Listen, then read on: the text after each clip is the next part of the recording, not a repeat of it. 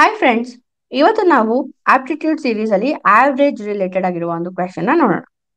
ಈ ಕ್ವೆಶನ್ ಸ್ವಲ್ಪ ಡಿಫ್ರೆಂಟ್ ಆಗಿದೆ, ಬಟ್ ತುಂಬಾನೇ ಸಿಂಪಲ್ ಆಗಿದೆ.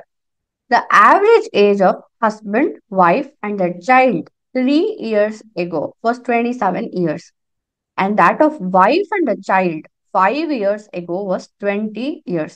The present age of husband is ಅಂತ ಕೇಳ್ತಾರೆ. ಸೊ ಅವರು ಯಾವಾಗ್ಲೂ ಪಾಸ್ಟ್ ಏಜ್ ನ ನಮಗ್ ಕೊಡ್ತಾರೆ. ಸೊ ಫಸ್ಟ್ ಏನ್ ಕೊಡ್ತಾರೆ, ಹಸ್ಬೆಂಡ್ ಅಂದ್ರೆ ನಾವು ಹೆಚ್ ಅಂತ ತಗೋಣ, ವೈಫ್ ಅಂದ್ರೆ ಡಬ್ಲ್ಯೂ ಅಂತ ತಗೋಣ, ಚೈಲ್ಡ್ ಅಂದ್ರೆ ಸಿ ಅಂತ ತಗೋಣ. ಇವ್ರ ಮೂರು ಜನದ್ದು ಆವ್ರೇಜ್ ನ ಕೊಡ್ತಾರೆ. ಸೊ 27 ಅಂತ ಕೊಡ್ತಾರೆ. ಇದು ಏನು, 3 years ಎಗೋ. ಸೊ ಈಗ ಪ್ರೆಸೆಂಟ್ ಏಜ್ ಆವ್ರೇಜ್ ಏನಾಗಿರುತ್ತೆ, ಸೊ +3 ಮಾಡ್ಬೇಕು ನಾವು. ಸೊ ಪ್ರೆಸೆಂಟ್ ಕ್ಯಾಲ್ಕುಲೇಟ್ ಮಾಡೋದಿಕ್ಕೆ ಇದೇ ಇಕ್ವೇಶನ್ ಅಲ್ಲಿ h + w + c by 3 = 27 + 3 ಎಷ್ಟು, 30. ಸೊ ಇದರಿಂದ ನಾವು ಬರೀ h + w + c ತಗೋಣ. ಸೊ ಅದೇನಾಗುತ್ತೆ, 30 × 3 90 ಆಗುತ್ತೆ. ಸೊ ಇದು ನಮ್ಗೆ ಫಸ್ಟ್ ಈಕ್ವೇಶನ್ ಅಂತ ತಗೋಣ. ನೆಕ್ಸ್ಟ್ ಏನ್ ಹೇಳ್ತಾರೆ, 5 years ಮುಂಚೆ ವೈಫ್ ಮತ್ತೆ ಚೈಲ್ಡ್ ಆವ್ರೇಜ್ ನ ಹೇಳ್ತಾರೆ. ಸೊ ಅದು 20 ಇತ್ತು.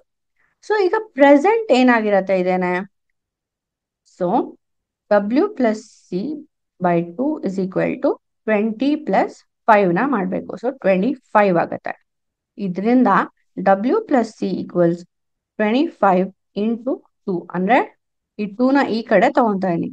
ಸೊ 25 × 2 50 ಆಗುತ್ತೆ. ಇದು ನನ್ನ ಸೆಕೆಂಡ್ ಈಕ್ವೇಶನ್. ಇಲ್ಲಿ ನಮ್ಗೆ ವೈಫ್ ಮತ್ತೆ ಚೈಲ್ಡ್ ಸಮ್ ಸಿಕ್ತು, ಅಂದ್ರೆ ಟೋಟಲ್ ಸಿಕ್ತು. ಸೊ ಅದನ್ನ ಈ ಫಸ್ಟ್ ಈಕ್ವೇಶನ್ ಅಲ್ಲಿ ರೀಪ್ಲೇಸ್ ಮಾಡೋಣ. ಸೊ h + w + c ಇದು ಎಷ್ಟು, ಟೋಟಲ್ 50 = 90. ಇಲ್ಲಿ 90 ಬಂದಿದೆ ನಮಗೆ. ಸೊ ಈಗ h = 50 ನ ಈ ಕಡೆ ಕಳಿಸ್ತೀನಿ. 90 - 50 ಎಷ್ಟಾಗತ್ತೆ, 40. ಸೊ ಹಸ್ಬೆಂಡ್ ಏಜ್ ನಮ್ಗೆ 40 years ಅಂತ ಬಂತು. So B 40 years is the correct answer. ಇದೇ ರೀತಿ ಹೆಚ್ಚು ಟೆಕ್ನಿಕಲ್ ಮತ್ತೆ ನಾನ್ ಟೆಕ್ನಿಕಲ್ ಕೋರ್ಸಸ್ಗಳಿಗಾಗಿ ನಮ್ಮ ವೆಬ್ಸೈಟ್ www.kalyona.com ನ ನೀವು ವಿಸಿಟ್ ಮಾಡಿ. ಅಲ್ಲಿ ನೀವು ಕೋರ್ಸಸ್ಗೆ ಎನ್ರೋಲ್ ಆಗಿ ಕಂಪ್ಲೀಟ್ ಮಾಡಿದ್ರೆ ನಿಮ್ಗೆ ಕೋರ್ಸ್ ಕಂಪ್ಲೀಷನ್ ಸರ್ಟಿಫಿಕೇಟ್ ಕೂಡ ಸಿಗತ್ತೆ. ಹಾಗೆ ನಮ್ಮ ಯೂಟ್ಯೂಬ್ ಚಾನಲ್ನ ಸಬ್ಸ್ಕ್ರೈಬ್ ಮಾಡೋದು ಮರಿಬೇಡಿ. ನಿಮ್ಗೆ ಈ ವಿಡಿಯೋ ಇಷ್ಟ ಆಗಿದೆ ಲೈಕ್ ಮಾಡಿ, ಹಾಗೆ ನಿಮ್ಮೆಲ್ಲ ಫ್ರೆಂಡ್ಸ್ ಜೊತೆ ಶೇರ್ ಮಾಡಿ. Thank you.